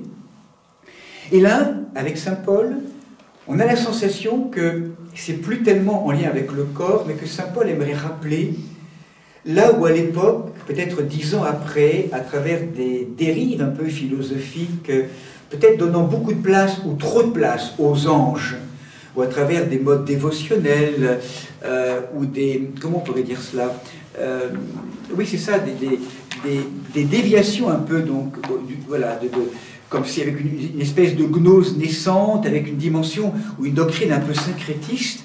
Ce que rappelle saint Paul, c'est que la force du Christ, c'est de traverser et d'être au-delà de tout cela. Le Christ est l'archétype de la synthèse. Il récapitule tout. Il est vrai Dieu de nature divine qui est venu assumer notre nature humaine. Et là, eh bien, pour la première fois, il est nommé, le Christ, comme la tête de l'Église qui est son corps. Le mot de képhalé qui apparaît là, la tête. Et la tête, c'est vraiment comme le sens de la tête par rapport au corps. C'est vraiment cette fonction gouvernante, telle que le cerveau peut l'être, même si aujourd'hui on sait que le cœur aussi a une fonction et l'organe noble du système en lien avec le cerveau. En tout cas, la tête képhalée, c'est véritablement le principe Hein, vous sentez, c'est peut-être ça qui manquait jusqu'à maintenant. On a un corps, on a des membres, on a des modes de circulation, on a des charismes. Mais en fait, ce qui manquait, c'est le principe ordonnateur. Le principe qui vient en fait unifier, ordonner ce monde intérieur. Il est la tête, le képhalé. La képhalée. Donc là, saint Paul nous fait introduire véritablement dans cette dimension où le Christ est vraiment, donc, comme l'Église par rapport au corps, le Christ est la tête de l'Église, c'est-à-dire que, loin d'imaginer une distance entre la tête et le corps comme s'ils étaient séparés et du coup désunis, c'est plutôt saint Paul en souligne l'unité organique. De manière forte, la présence donc du Christ comme la tête. Et ça, saint Paul donc le reprécisera également dans son épître aux Colossiens, un peu plus tard, où il dira « Tout est créé par lui, pour lui et par lui, il est par-devant tout, tout est maintenu en lui, et il est, lui, la tête du corps qui est l'Église, il est le commencement premier-né d'entre les morts. » Donc vous sentez, à travers cette Église, ce corps, on est en train de poser là, de manière ultime, le principe fédérateur. Jésus Seigneur. Mais ce n'est pas simplement le reconnaître comme un Seigneur, c'est aussi le laisser nous innerver, nous informer, dans le sens de l'ADN, je pourrais dire, dans toute notre matière, il est vraiment désormais ce principe fédérateur, celui qui est invité à régner au cœur même de tous les membres que nous sommes. C'est pour ça que dans notre expérience intérieure aussi, pour le ramener à quelque chose de très concret, regardez combien encore aujourd'hui, dans notre monde intérieur, là, aujourd'hui, qu'est-ce qui règne? Qu'est-ce qui est la tête? Qu'est-ce qui est le fondement aujourd'hui de notre vie? Est-ce que c'est le Christ? Est-ce que c'est l'Esprit Saint? Alors, le Christ nous habite, il nous fonde. L'Esprit Saint est là, bien sûr. Mais regardez combien on est encore tellement peu libre, tellement pris en main par des forces qui nous arrachent à cette certitude, à cette joie, à la vie éternelle, à cette qualité d'amour, comment très rapidement on est repris par des mécanismes d'identification, comment malgré nous, on aimerait tellement être libre, et comment malgré nous, il y a tout un système d'enroulement cellulaire, on pourrait le dire ainsi, qui fait que nous continuons à raisonner ou à réagir de manière un peu imbécile, excusez-moi, mais de manière obéissante à des formes d'injonction qu'il nous faut réapprendre à déligoter. Il y a toute une dimension pédagogique, éducative à ce niveau-là. Ce qui règne actuellement en moi, ce n'est pas l'Esprit Saint, ce n'est pas le Christ. C'est le passé, c'est la peur de l'avenir, c'est l'angoisse, c'est... Je sais pas, enfin chacun d'entre nous, on sait bien, ces ombres ou ces lieux où nous sommes tellement fragiles et tellement en difficulté. On n'est pas libre, on est esclave, emprisonné. Donc, on a souvent cette image de cet oiseau mazouté, cet oiseau que nous sommes, une image qu'on a beaucoup rappelée ensemble, invité à vivre de manière libre dans la présence de l'Esprit Saint. Nous avons en lui ou en elle la vie, l'être, la joie, la connaissance et le mouvement. C'est comme si en fait, chemin faisant, toutes les plumes de nos ailes étaient passées dans une espèce de torrent de boue, de mort, de mazout, d'information, encore une fois. On parlait du sang noir de nos Jourdains, c'est ça aussi, quoi. Et là c'est comment, de plus en plus, et ça c'est le sens justement de l'Église, comment nous laisser innerver par une nouvelle information.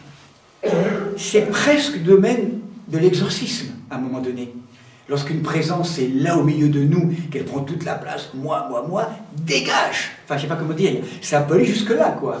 C'est-à-dire que tu prends toute la place. Par moment, c'est vraiment ça. Hein, arrête. Arrête, dégage tout ce processus qui est là. On sent bien qu'on est rongé, qu'on est régulièrement mangé par des processus qui fait que le Christ, même si effectivement il est la tête, et il est placé comme la tête de manière évidente, il n'est pas aujourd'hui encore la tête ou le fondement.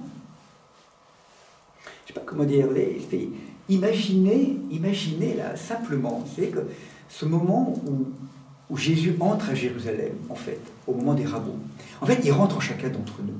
Et comment on pourrait dire, chacune de nos cellules, c'est une méditation à faire, chacune de nos cellules accueille Jésus comme le Sauveur.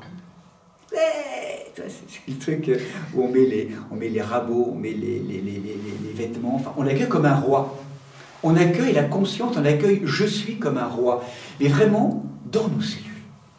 Il passe par le sang dans nos cellules. Partout. Et là, l'accueillir vraiment. C'est comme si toutes nos cellules, cette espèce de crispation sur laquelle on est toujours autosuffisant, on se ferme, cette perspective du moi, comment l'ouvrir? Je laisse la place à mon libérateur et mon sauveur. Hosanna au plus haut des cieux. Hosanna. Que ce soit toi, Jésus, mon Seigneur, qui devienne le roi, le prince, le principe de mon monde intérieur.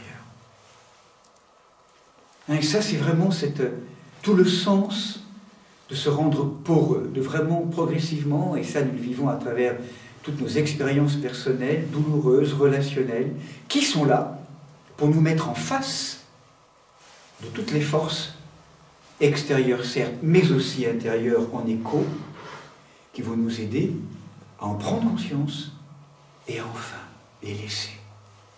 Tu peux ne plus mourir. Tu peux ne plus t'arc-bouter ou te laisser être manipulé. Arrête. Et pour ça, il faut peut-être simplement se laisser regarder par le Christ, par cet amour, se laisser être aimé comme Jésus. À regarder Marie-Madeleine, possédée par ces démons, et en l'aimant dans sa beauté éternelle, dans sa beauté fondatrice, elle peut du coup laisser les ombres, lâcher. Tu es noire, mais tu es belle. Je t'attends dans ta beauté. Et redonner au Christ ce principe fondateur, ce principe premier, c'est vraiment de laisser dans l'Esprit Saint le Seigneur, celui que mon cœur aime, déposer un regard d'amour sur nos profondeurs. Tu es aimé, tu es infiniment aimé. Et en même temps, l'amour n'est pas complaisance, et à travers cet amour, je te vois dans tes ombres. Arrête tes grimaces. Tu peux lâcher la prise. Tu peux lâcher l'emprise. Tu peux te déprendre de toi-même et des processus de survie, ou des processus qui sont là, auxquels tu t'es identifié, qu'en vérité n'ont pas d'existence, de réalité véritablement. C'est toi qui leur en donnes. Dans cette liberté de l'amour. Et ça, c'est possible quand vraiment ça se déligote, quand nous laissons vraiment le Seigneur devenir la tête, le principe, hein, l'entête, le principe. Le laisser se déposer comme prince dans le trône de notre cœur. C'est tout le chemin. Nous vivons en territoire occupé, et de laisser le libérateur, le Christ, délivrer ces territoires pour que progressivement, espace après espace, nous rendions à Dieu ce qui est à Dieu. Nos corps sont à Dieu. Alors pour l'instant, c'est un corps encore manipulable, corrompu. Pas forcément par des forces de pornéia, mais des forces d'avidité, des forces de pouvoir, des forces de manipulation, ou des forces de peur, des forces de désespoir, des forces de tristesse insondable, des forces sentez bien, d'orgueil. Chacun, on sait bien, là ce qui peut nous titiller à chaque fois, c'est libération, liberté. Et le corps Église est au service de cela, dans le collectif de l'humanité.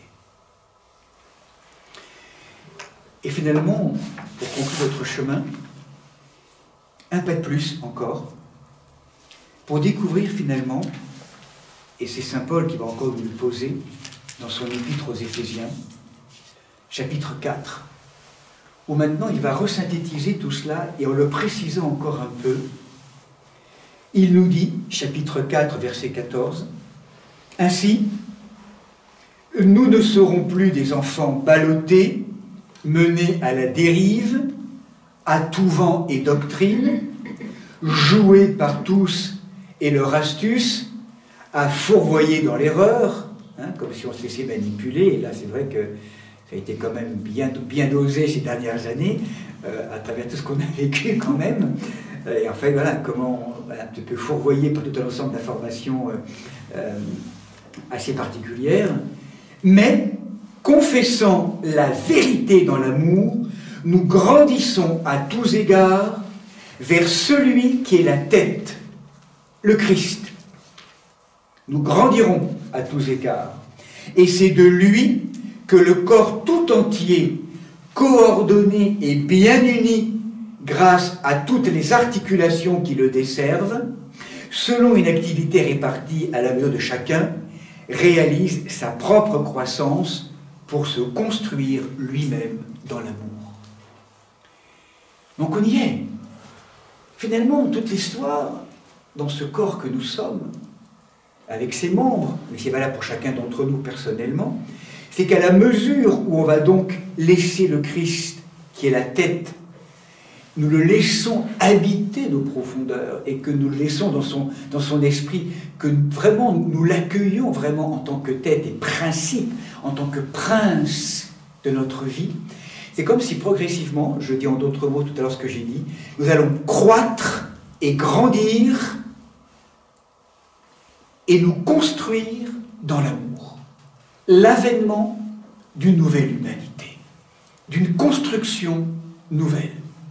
L'avènement de l'homme nouveau, à la mesure où cet homme ancien laisse la place, converti par le Christ tête et principe et prince, reconnu comme le maître intérieur de notre vie, dans la grâce de l'Esprit Saint, eh bien, comment progressivement, je dirais, toutes ces forces diaboliques qui sont là, toutes ces forces d'emprisonnement ou des forces de survie, de perspectives égocentriques, tout simplement, ici des perspectives, vont lâcher, vont se détendre et vont laisser la place, enfin, au « je suis ».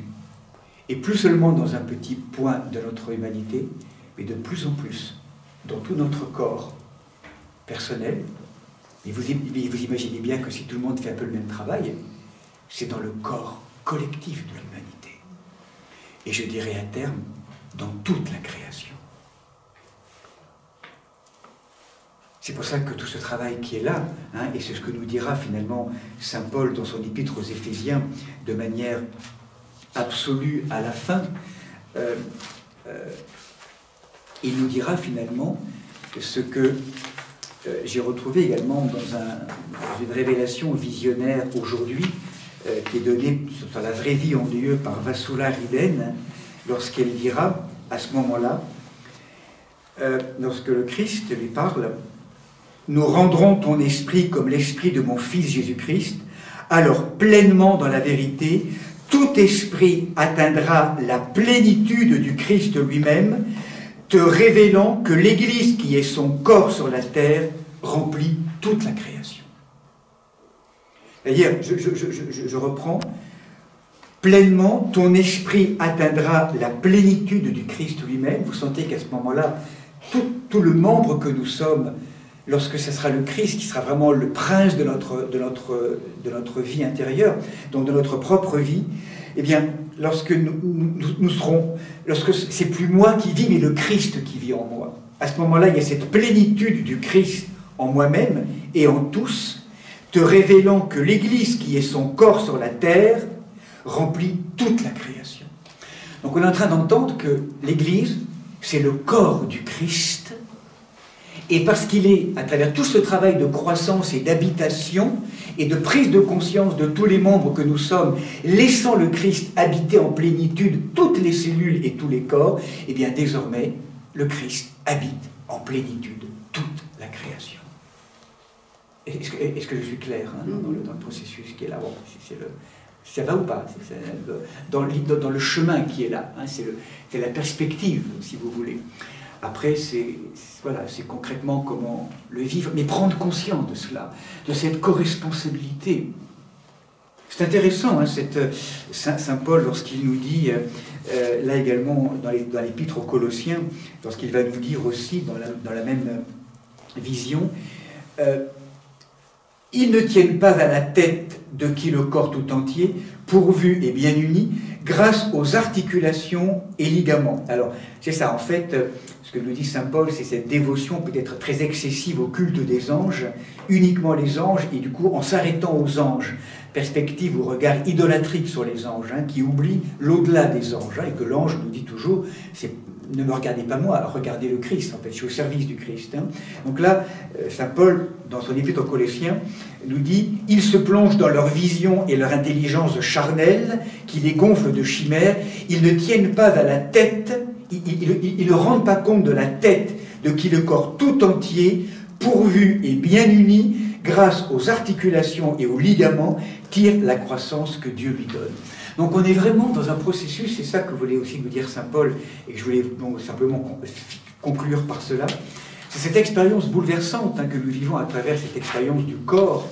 Comment donc, à travers donc cette perspective du corps proposée par saint Paul, avec laquelle nous concluons, c'est qu'il y a à la fois la dimension des membres qu'on a posée comme étant chacun d'entre nous, habité d'Esprit Saint, chacun à sa place, avec une vocation particulière, tout en sachant que le don de la grâce unique dans la présence de l'Esprit Saint, c'est de dire que Jésus est Seigneur.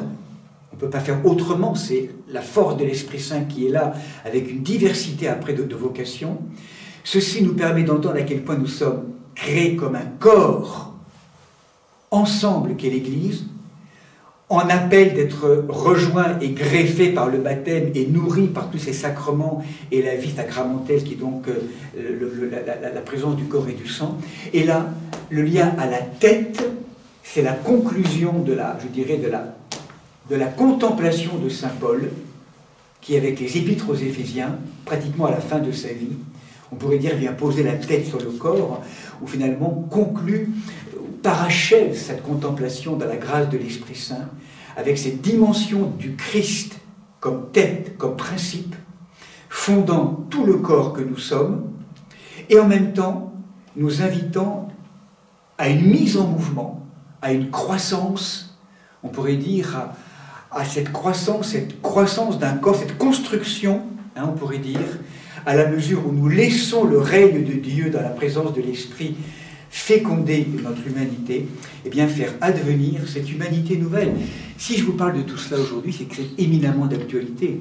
Tout ce que nous vivons actuellement, vous l'avez remarqué, frères et sœurs, de manière paroxysmique aujourd'hui, c'est le processus de révélation de tous ces nouures et de tous ces lieux d'ambiguïté personnelle et collectif, pour que nous puissions prendre enfin la mesure de la force d'un collectif de l'humanité en lien avec cette présence du Christ, de l'Esprit Saint, pour que, ensemble, les uns par les autres, dans la force de l'Eucharistie, eh bien, nous puissions faire apparaître cette conscience nouvelle, cette humanité nouvelle, en vérité déjà là, mais qui nourrit, infusée de grâce et de force par la lumière du Christ et de l'Esprit Saint, participe à la révélation de cette humanité nouvelle.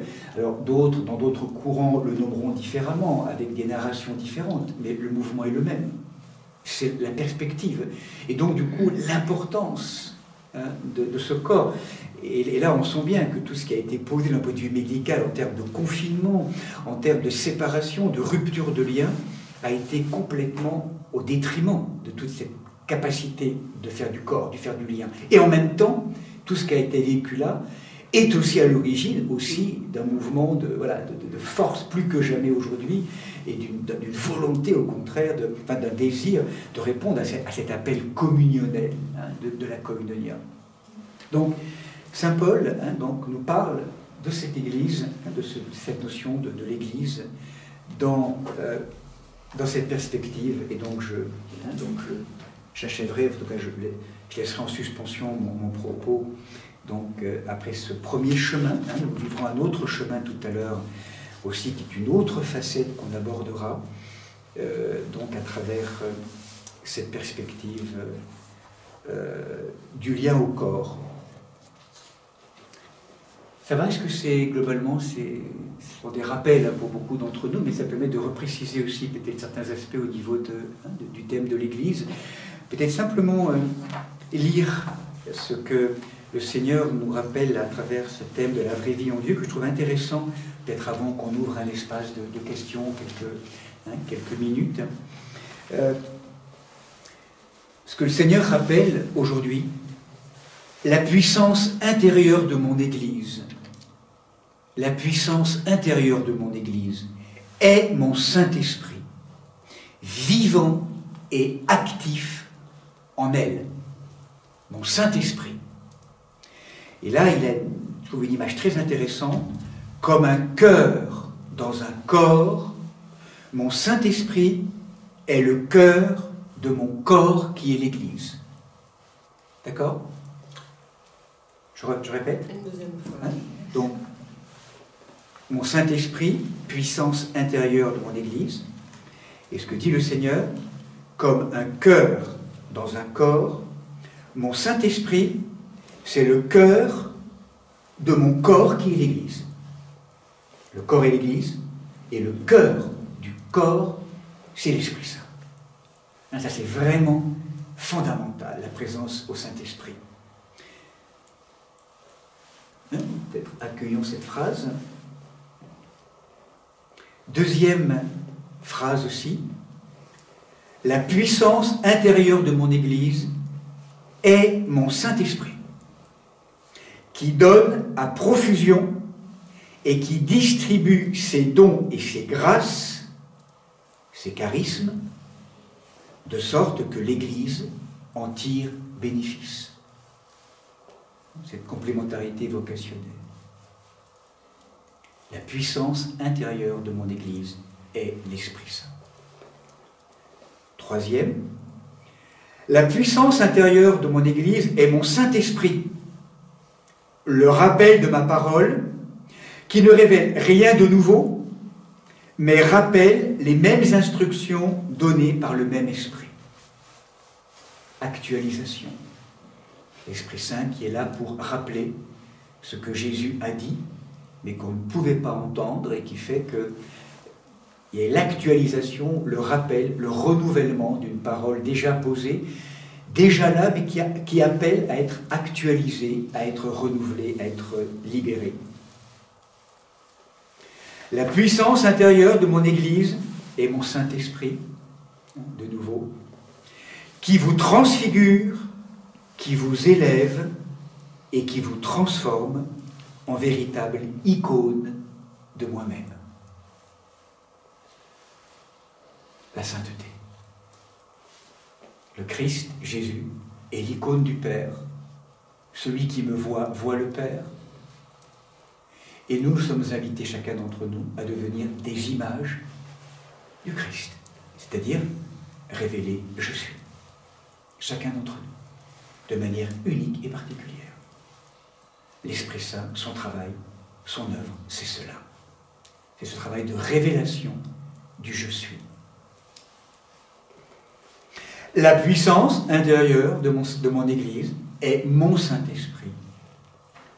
Ce feu qui vous anime, qui vous purifie et qui fait de vos esprits des colonnes de feu, d'ardents brasiers d'amour, de vivantes torches de lumière, pour que vous proclamiez sans peur ma parole, faisant de vous des témoins du Très-Haut, pour enseigner aux autres à rechercher ou à ordonner tout notre monde aux choses célestes. D'accord ? Réordonner ou rechercher uniquement au cœur même de la matière les choses célestes. C'est le tabernacle de la lumière. Et enfin, la puissance intérieure de mon Église est mon Saint-Esprit, la vie, le souffle qui vous garde en vie et qui fait que vos esprits me désirent, m'appelant Abba, Père. C'est l'Esprit Saint qui vient attiser le désir que nous avons de Dieu. Père, si tu refuses mon enfant et si tu étouffes les dons de mon Saint-Esprit, quel service pourras-tu accomplir et m'offrir? Ne sois pas comme les cadavres qui conservent l'apparence extérieure de la religion, mais qui en rejettent la puissance intérieure par de futiles spéculations, me limitant ainsi dans ma divinité. N'arrête pas ceux qui, comme des enfants, viennent à moi en vivant une vie de dévotion au Saint-Esprit. C'est moi qui les appelle aux noces de mon Saint-Esprit. Voilà, donc c'est vraiment cette dimension très forte d'un corps. Et la puissance intérieure de ce corps, nous l'avons rappelé, qu'est l'Église, c'est l'Esprit Saint. L'Esprit Saint, l'Esprit Saint. Voilà. Je vous propose que nous restions un peu en suspension dans le propos. Nous reprendrons, si vous le voulez bien, tout à l'heure vers 15 h, de nouveau pour un autre thème, pour une autre facette. Vous serez là ou pas globalement? Vous restez pour la journée, comme ça, ce que je propose peut-être, pour les repas, on ne sera peut-être pas là ensemble, parce que je dois peut-être rejoindre Petite Sœur Blondine, enfin voilà, pour différents accompagnements. Vous avez de quoi manger, tous et tout, vous avez prévu, donc je crois qu'il fait beau, donc on peut peut-être manger aussi à la maison Sainte-Marthe, enfin se retrouver, si vous le souhaitez, ou peut-être simplement de votre côté. Moi je propose qu'on se retrouve à 14 h 30 devant l'église, et on pourra proposer une marche méditative, je dirais, dans la forêt, pour que ce ne soit pas simplement, même 14 h 15, 14 h 15, qu'on ait le temps, que ce ne soit pas simplement un temps d'étude, mais qu'on aille aussi rejoindre la grande église de la création aussi, et sentir, voilà, en lien avec sous le soleil, sentir aussi palpiter le corps de la création, par une marche, mettons une petite demi-heure, 3/4 d'heure, et on se retrouvera à 15 h ici, pour la suite de l'enseignement jusqu'à 17 h. On abordera un autre aspect, une autre facette tout à l'heure. Voilà. Est-ce que, dans ce qui a été partagé, il y aurait peut-être de l'un ou de l'autre un désir peut-être de témoigner, ou une question, parce que quelque chose n'a pas été assez clair, ou voilà, peut-être simplement les quelques minutes qui nous restent. Moi, je veux juste remercier Monseigneur, parce que l'Eucharistie va prendre un autre sens que je n'avais pas réalisé jusqu'à présent, c'est l'union entre tous. C'est-à-dire, pour le moment, c'était l'union au Christ, Oui. Mais cet aspect d'union entre nous, je ne l'avais pas, si tu veux, je l'avais pas conscientisé. Oui, conscientisé suffisamment. Voilà. Donc, oui, c'est une nouvelle dimension. Parce que là, il y a vraiment, effectivement, c'est pour ça que c'est vrai que cette dimension de l'Eucharistie, comme vraiment ce sacrement qui nous permet aussi, effectivement, comme tu as raison, Colette, de rappeler cette consanguinité ou cette consubstantialité au Seigneur, puisque nous sommes greffés à lui, et du coup, il nous rappelle aussi que sa communion avec lui n'est pas simplement une communion intellectuelle, ou une communion simplement effectivement spirituelle, c'est une communion vitale, de mon sang à ton sang, de mon corps à ton corps, enfin plutôt de ton corps à mon corps et de ton sang à mon sang, Seigneur. Ça, c'est effectivement très important. Et effectivement, aujourd'hui, vous le savez, il y a eu une révélation donc, très intéressante depuis ces dernières années de tout un ensemble de miracles eucharistiques. Je ne vais pas en rappeler la force, mais qui montre et qui vient en aide à notre foi pour voir à quel point ce que nous communions, le pain et le vin, c'est vraiment, à travers ces miracles eucharistiques, l'apparition avec des cellules du cœur, enfin l'apparition de chair ou de sang, véritablement c'est la mise en œuvre, que c'est vraiment la présence réelle du Seigneur à laquelle nous communions. Mais c'est vrai que parfois il y aurait une tendance à prendre sa petite communion, entre guillemets, c'est pas péjoratif, mais avec son Seigneur dans une dimension aussi personnelle, et qu'est-ce que c'est bon aussi, mais d'oublier justement cette dimension de radiation, d'irradiation, de vraiment d'effusion de la grâce de l'Esprit par la communion dans la corporéité horizontale, et que nous devenons, c'est très fort, consanguins et consubstantiels les uns aux autres. Et là, c'est ce qui cimente. C'est vraiment avec ce langage un peu écologique aujourd'hui, quand on parle du mycélium, de lumière, là où c'est racines au niveau des arbres, là il y a vraiment une contagion du vivant les uns avec les autres au cœur de l'Église, mais du coup de nos familles, et d'une contagion les uns avec les autres dans, je dirais, dans l'invisible des mondes, dans ces plans de lumière, qui vraiment fait qu'il y a une contagion et une consanguinité. Et vraiment l'un des lieux diaboliques de l'action diabolique est d'empêcher l'Eucharistie. Vraiment, enfin, parce que c'est extrêmement puissant pour nouer, au-delà même du psychisme, des liens au cœur de l'Église.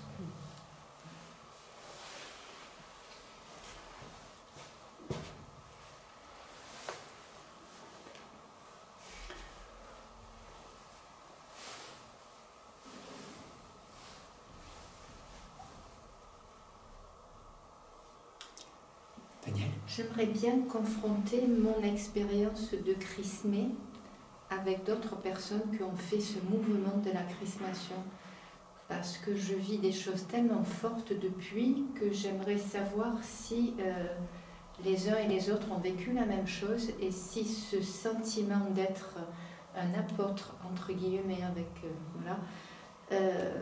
d'autres l'ont ressenti. Vous en avez parlé tout à l'heure. En tout cas, c'est le sens de la chrismation, en fait. Alors, la chrismation, c'est la confirmation du baptême, je pourrais dire, oui. Que tu as vécu, parce que tu avais déjà été baptisé, hein. Et Daniel, peut-être dans les partages, peut-être un peu plus personnels ou interpersonnels, peut-être que ça pourrait être partagé éventuellement au cours de partage de repas, par exemple. Enfin, si vous le souhaitez, hein, bien sûr, ça peut être peut-être quelque chose qui peut être... mais oui, tout à fait. En tout cas, si c'est vraiment cela que la chrismation a apporté, en tout cas, c'est le sens de la chrismation, c'est le don de l'Esprit Saint. Oui. Donc vraiment, c'est le don, c'est la Pentecôte personnelle au cœur du baptême. Donc là, c'est vraiment ce moment où, de manière beaucoup plus claire, sans doute, beaucoup plus prégnante, dans ce travail peut-être de déconfusion, ou même, on pourrait dire, de révélation, de lever des voiles, des pelures, où on était un peu engoncé, on ne savait pas trop où est-ce qu'on était.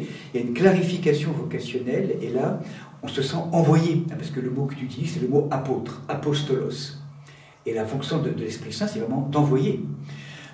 C'est vraiment de devenir apôtre, à tel point d'ailleurs que ce qui a été l'un des mouvements très forts, très brûlants à la Pentecôte, ces êtres qui étaient des pêcheurs, hein, donc sur les lacs de Galilée, qui n'avaient pas forcément une connaissance intellectuelle des mystères, mais qui avaient été nourris de la présence de Jésus, du Christ, bien sûr, pendant ces 3 années, qui ont été formés, et avec donc, voilà. Mais en même temps, il était encore très maladroit.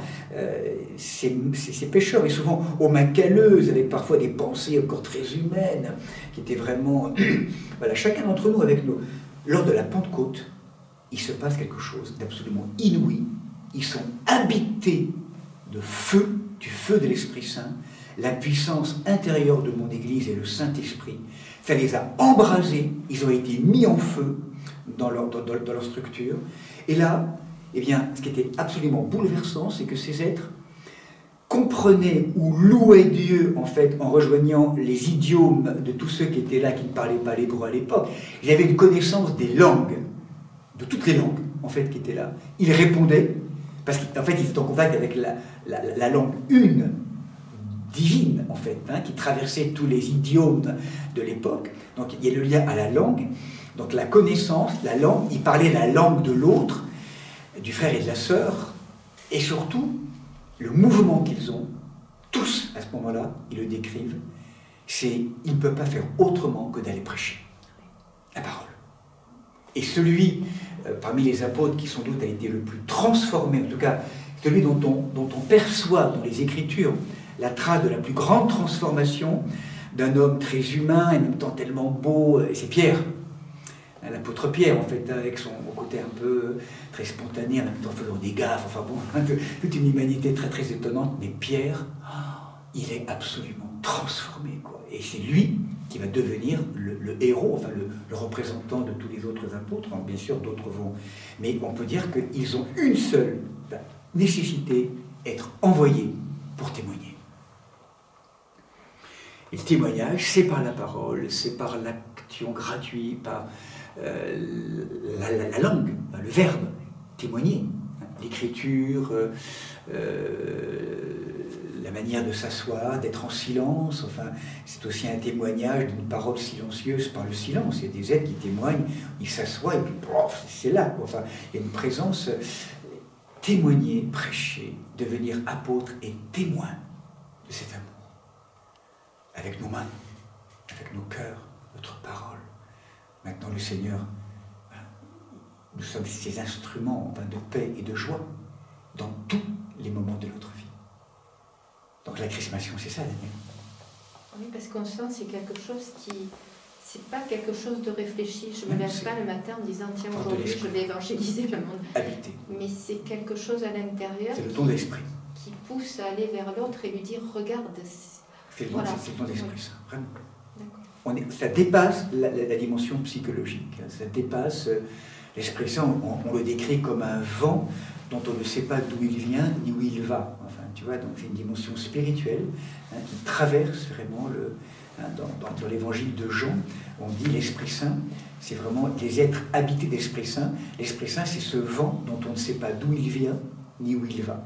Donc c'est au-delà des contingences logiques, psychologiques, raisonnables, rationnelles, ordonnées à notre nature humaine, simplement psychique, habituelle, finie.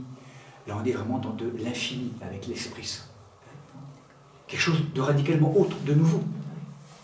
Donc ce principe dynamisateur qui nous arrache à nous-mêmes, au moins pour nous sortir vers l'autre et pour proclamer que, alors voilà, avec l'amour qu'il faut aussi adapter aussi aux autres, enfin voilà, au langage de l'autre, parce que la grâce de la Pentecôte, c'est le langage de l'Esprit Saint qui va en fait ne pas aussi vouloir témoigner à travers notre propre point de vue, mais qui va avoir l'intelligence de trouver une parole pour rejoindre le point de vue de l'autre, que ce soit audible dans la narration de l'autre. Et la langue de l'Esprit Saint, la langue de l'Esprit Saint, globalement, c'est la langue qui à la fois est une langue qui éclaire et qui réchauffe. Les deux en même temps. Et donc, elle n'est pas non plus prosélyte en disant oh, enfin, c'est une manière de vivre à travers son propre point de vue. La capacité, la langue de la Pentecôte, c'est vraiment cette langue qui est aussi capable de rejoindre l'autre là où il est et de se rendre audible et compréhensible là où l'autre est, de la dimension personnelle, et aussi collective. Là, il y a une intelligence de la situation qui fait qu'on peut parler de manière extrêmement belle et scientifique, mais ça ne va absolument pas rejoindre là où l'autre est, parce qu'il n'est vraiment pas dans le même registre. Hein. Cette capacité à s'adapter à la narration de l'autre pour que ce soit audible. La langue de la poésie, je crois qu'elle doit avoir... Je suis d'accord avec toi. Elle peut avoir tout à fait. Et ça se fait la poésie a vraiment ces deux ordres-là. Il y a 2-3 ans, il m'est venu cette image que la poésie serait une fissure dans le ciel. Et il y a 2 ans, pour Pâques, j'écrivais quelque chose sur Pâques, et entre autres, le titre de ce que j'ai écrit, le titre s'appelle « Sois l'hostie ». Donc devenir cette espèce de chapelle corporelle pour devenir le pain de Dieu.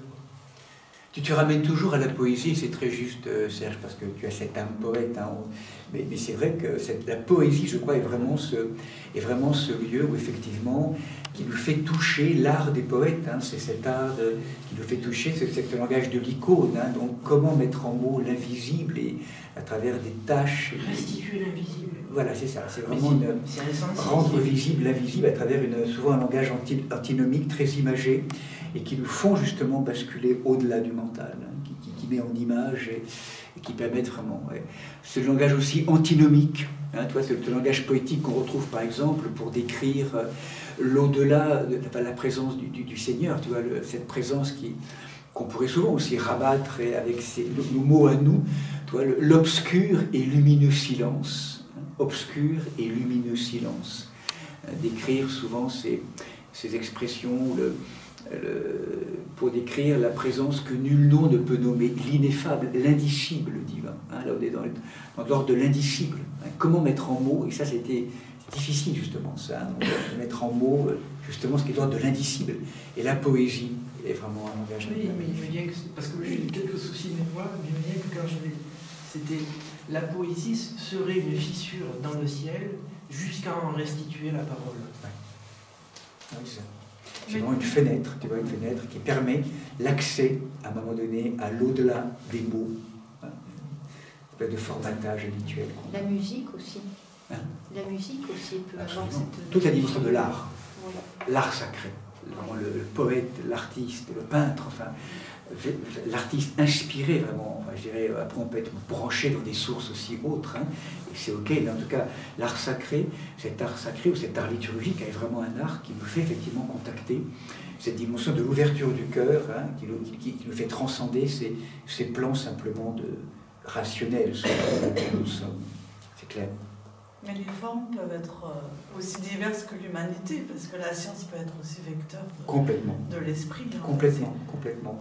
Et une science qui ne serait, tu as raison, et là quand on voit, je relisais récemment toute une pensée, enfin, où je dirais toute la pensée, ou toute la construction qui a été celle d'Einstein par exemple, hein, qui autant était, en tant que juif, aussi un peu en difficulté avec le Dieu biblique, lui des religions extérieures, il était en grande difficulté, il n'y croyait pas, même d'ailleurs, hein, il le dit tel quel, mais par contre, à l'issue de toutes ces recherches scientifiques extrêmement précises, il n'a pu, à un moment donné, que s'agenouiller devant le mystère d'une science ouverte et de découvrir à ce moment-là que, voilà, enfin, là, c'est cette science ouverte à un niveau donné, une science qui n'est pas arrêtée par ce qu'elle sait, en fait, hein, qui ne s'auto-contemple pas, devient aussi un lieu d'expérience, bien sûr, bien sûr. Comme d'ailleurs un art fermé sur lui-même, très narcissique, va aussi complètement nous plomber en même temps, parce qu'il y a aussi une forme d'art qui va nous plonger dans quelque chose de très je pense en particulier à certains films, enfin, bon, c'est très intéressant, mais qui reste vraiment des logiques plutôt psychologiques, qui un peu dans le monde, qui ne nous élèvent pas, quoi, vraiment. Hein, et c'est valable pour tous les domaines, je dirais, hein, à partir du moment où c'est ouvert à l'au-delà, à cet au-delà. Où justement nous refaisons du Seigneur le principe, le prince. Tant qu'on est vraiment dans le ligotage égotique, il n'y a pas de perspective d'ouverture. Mais dès qu'à nouveau on remet le Seigneur comme le principe et le prince de l'édifice, en lien avec le cœur et le corps, tout du coup peut s'ouvrir. Ça prend une perspective totalement ouverte, hein, c'est infini, d'infinitude, d'éternité.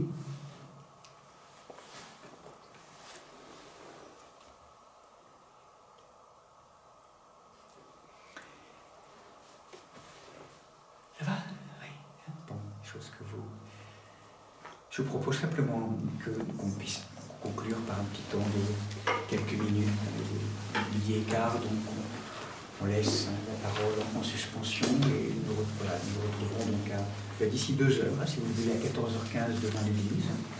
Et voilà, chacun étant là, vacant dans le lieu, n'hésitez pas à profiter du vivant, hein, de la création. Quelques instants simplement d'écoute.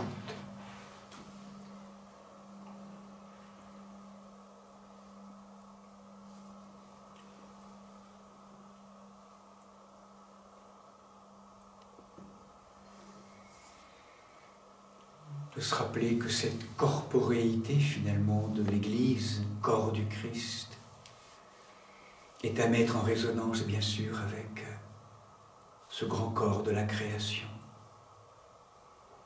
ce grand corps, chacun de nos corps, de nos différents corps qui nous constituent.